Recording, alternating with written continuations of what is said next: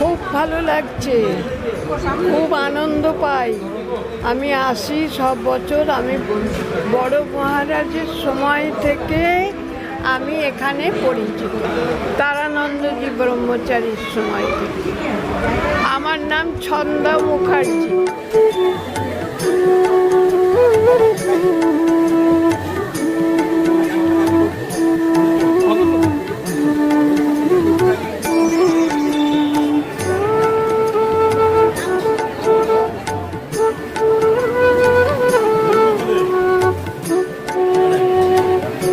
দীর্ঘকাল আশ্রমের সঙ্গে যুক্ত। বড় মহারাজ থাকাকালীন তার নিত্য কীর্তন ভজন, আমি শ্রীখোল বাজাই, সেই উপলক্ষে ওনার কথা রেখে আমাকে আসতেই হতো। আমার প্রায় 30 বছর বয়স থেকে আজ 72 বছর বয়স আমি এই আশ্রমের সঙ্গে যুক্ত। বড় মহারাজের বিশেষ আবদার থাকতো কীর্তনে অংশগ্রহণ করার এবং বাজাবার। তখন থেকে এখনও পর্যন্ত চলে আসছি। ছোট মহারাজ ধ্রুবানন্দ ব্রহ্মচারী এবং নতুন মহারাজের প্রেরণাতে এখনও কীর্তনে নিত্য অংশগ্রহণ করতে হয় এবং বাজাতে হয়। খুব ভালো লাগে।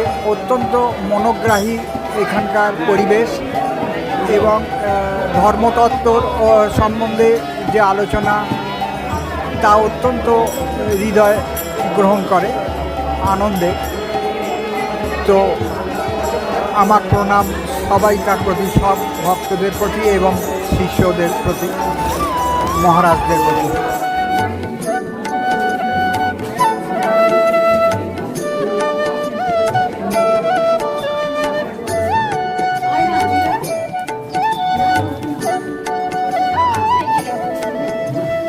সাথেই বাড়ি আমার এখানে। আমি নিত্য রোজ পাঠে আসি। এখানে এই আশ্রমে আমরা দীক্ষিত। আমাদের 3 পুরুষ এখানে আশ্রমে দীক্ষিত। এই আশ্রমে আমার নিত্য যাতায়াত আছে। এখানে লাইব্রেরি আছে, লাইব্রেরির সঙ্গে যুক্ত আছি আমি। কেমন লাগছে পুজো? তো এখানে দারুণই হয়। এছাড়া এই পুজোটা ছাড়া আরও পুজো হয় এখানে 3 বার। আর এই আমাদের সামনে সোমবার আছে, আছে তোমার শিবের উপাসনা, শিবের আছে। কতদিনের যোগাযোগ আপনার? আমার এখানে যোগাযোগ 30 বছর তো হবেই। দীক্ষা হয়েছে বড় মহারাজ? হ্যাঁ, দীক্ষা হয়েছে বড় মহারাজের কাছে। এটা আমার মেয়ে আবার এনার কাছে। আমি ছোট মহারাজের কাছে দীক্ষিত হয়েছি 1 বছর হলো। আগের বছর নিয়েছি দীক্ষা। পুজো কেমন লাগে? পুজো খুবই ভালো। প্রণাম হয়েছে? হ্যাঁ, নিচে প্রণাম হয়েছে। আমার মেয়ে এখানে অন্নপূর্ণা পূজায় আগের বছর কুমারী হয়েছিল। এখানের সঙ্গে আমরা সবসময় যুক্ত, সর্বক্ষেত্রেই যুক্ত আছি এখানে।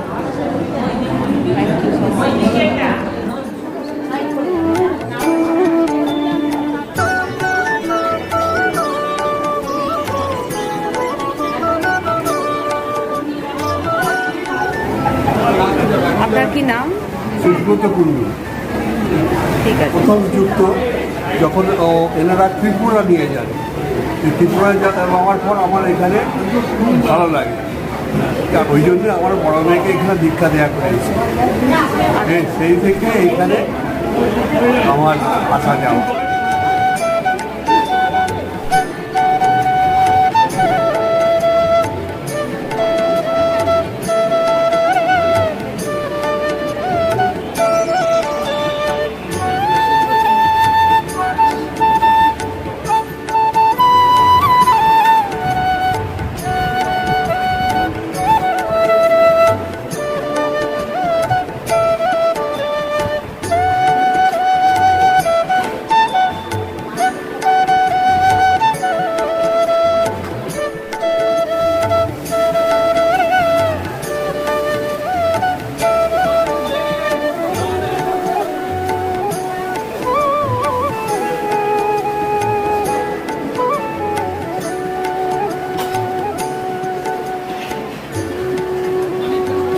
এই আশ্রমে গত 24 বছর ধরে যুক্ত, গত 24 বছর এই আশ্রমের সঙ্গে যুক্ত। আমার যত কিছু আধ্যাত্মিক চেতনা, জ্ঞান লাভ এই সমস্ত এই আশ্রম থেকেই হয়েছে, মহারাজদের সঙ্গে হয়েছে। এবং এই আশ্রমে এসে আমি খুব তৃপ্তি অনুভব করি এবং আমি চাই যে ভগবান যেন আমাকে আরও শক্তি দেয়, যতদিন বেঁচে থাকি যেন শক্তি দেয় রোজই আশ্রমে আসতে পারি।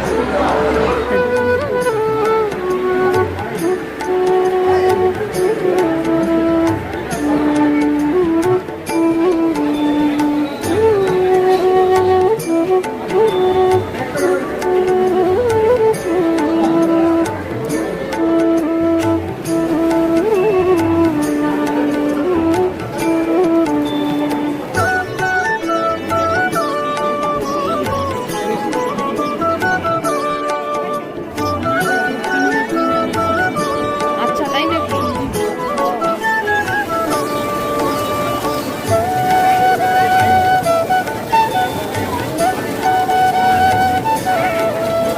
আমি আমার ব্যক্তিগত জীবন অনেকটাই সময় বাইরে কাটানো হয়েছে। তারপরে আমি রিটায়ার হয়েছি 14তে। তারপর থেকে এই আশ্রমের সঙ্গে আমি যুক্ত এবং তখন আমার গুরু মহারাজকে পেয়েছিলাম, দেবানন্দ মহারাজ। তার সৎসঙ্গ তুলনা হয় না আমার জীবনে, যে পেয়েছি আমি নিজেকে অনেক ধন্য মনে করি। জন্মান্তরের আমার একটা স্বীকৃতি ছিল, তার জন্য আমি এখানে আসতে পেরেছি। আমি যতবার জন্ম লাভ করবো এইরকম যেন গুরু সঙ্গ আমি লাভ করতে পারি, থেকে বেশি আর কি বলবো।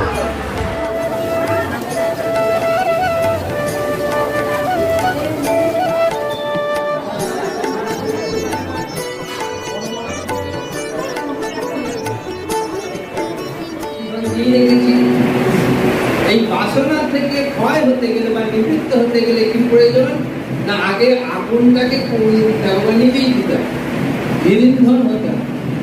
সেই জন্য আমি আর কিছু চাই না, আমার আর কিছু প্রয়োজন নেই, আমার অনেক দিয়েছ না, এইভাবে নিজেকে প্রতিষ্ঠা করতে হবে।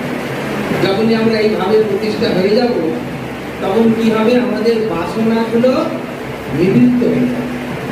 কিন্তু বাসনা নিবৃত্তি হয়ে গেলে, ধরুন আগুনটা, জলটা টক করে ফুটছে, আগুনটা সরিয়ে নিলেন, সঙ্গে সঙ্গে জলটা কি আবার ঠান্ডা হয়ে যাবে?